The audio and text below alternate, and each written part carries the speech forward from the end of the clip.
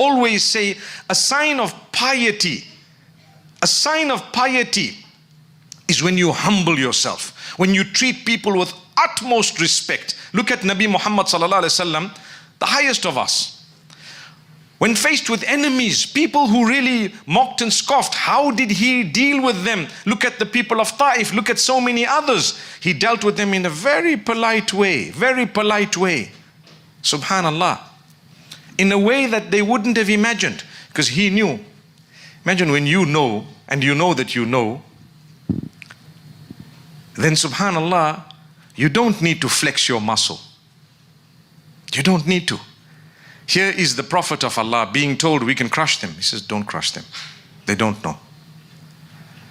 What would we have done?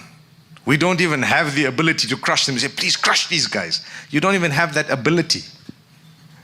And what did they do to you? Nothing. They just overtook your vehicle.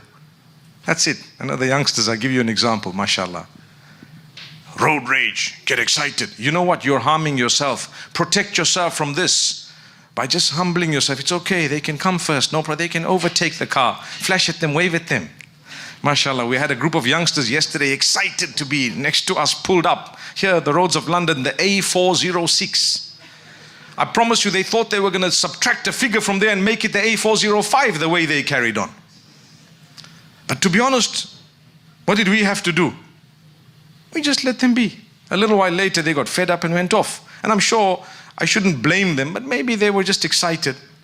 Nonetheless, what happens sometimes, we forget that, hey, there are road rules, there are things we might end up harming ourselves and others just because on the spur of the moment, the heat of it, we've lost a little bit of the consciousness of where we are and what we're supposed to be doing. The same applies when Allah blesses you and you're devoid of faith or connection with Allah. You tend to forget for a moment.